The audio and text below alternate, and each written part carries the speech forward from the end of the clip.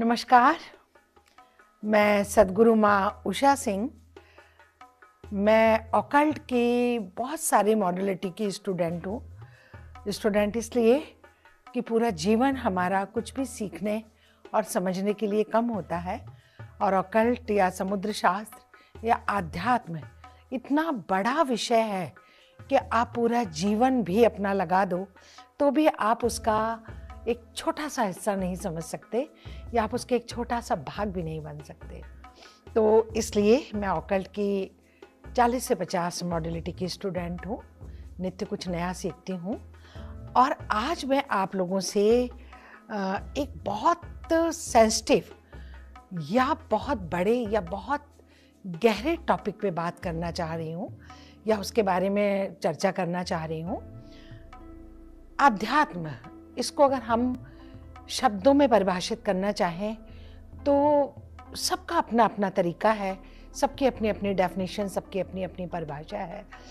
लेकिन ऑकल्ट या अध्यात्म को अगर हमें समझना है तो क्या आपने कभी ये सोचा है, या आपकी कल्पना में भी आ सकता है कि कोई भी व्यक्ति यहाँ बैठकर, दुनिया के किसी भी कोने में बैठे व्यक्ति या अपने घर के किसी भी कमरे में बैठे हुए व्यक्ति को अपनी हीलिंग या अपनी इनर एनर्जी या अपनी इनर पावर के द्वारा ठीक कर सकता है, उसको रिलीफ दे सकता है, उसको हील कर सकता है, उसको उसकी किसी भी प्रॉब्लम का समाधान दे सकता है, चाहे वो शारीरिक हो या मानसिक हो। सुनने में आपको अवश्य अजीब लग रहा होगा, लेकिन कम शब्दों में इतना कहना चाहती हूँ कि जहाँ पर मेडिकल साइंस या साइंस खत्म होती है या समाप्त होती है, वहाँ से ऑकल्ट या अध्यात्म की शुरुआत होती है।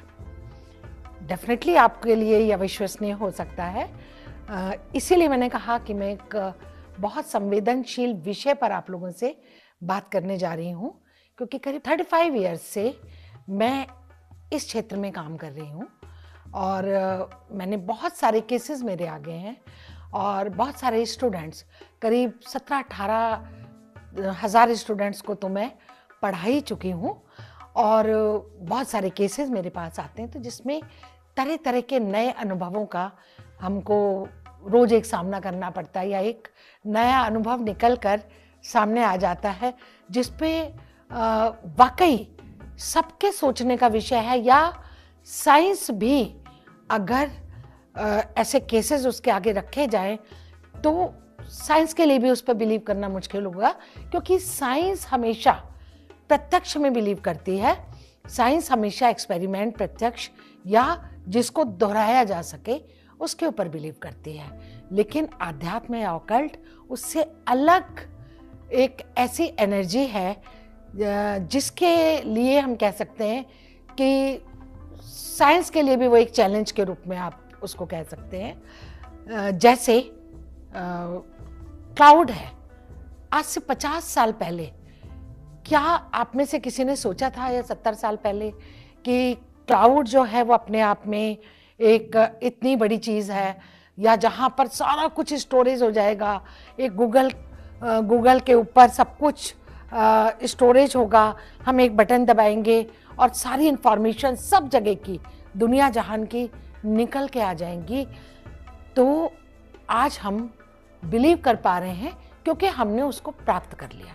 आज से 100 साल पहले अगर कोई ये बात कहता कि हवा में सारा डेटा होगा, हम बात करेंगे और हवा से आ जाएगा आपकी फ़ोटो, आपकी मेमोरीज, आपके वॉइस, तो कोई बिलीव करता? नहीं करता। लेकिन आज हम क्लाउड पे बिलीव कर रहे हैं। इसी तरह मैं साइंस का विरोध में बात नहीं कर रही, लेकिन ये एक सच है कि साइंस ने हमको बहुत कुछ दिया।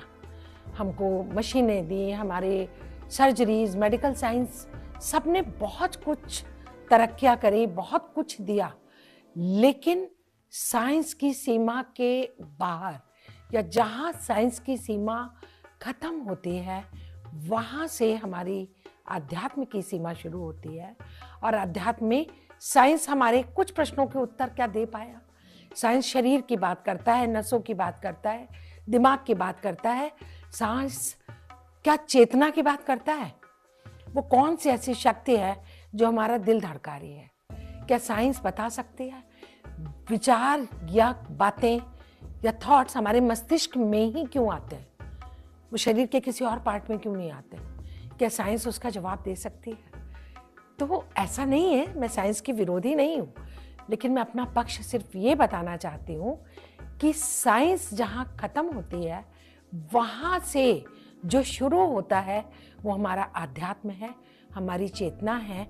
आप वेंटिलेटर पे किसी का दिल धड़का सकते हैं, लेकिन किसी की सांस कैसे चल रही है, वो एनर्जी समाप्त होते ही आपका वेंटिलेटर भी काम नहीं कर पाता, वो कैसे, क्यों?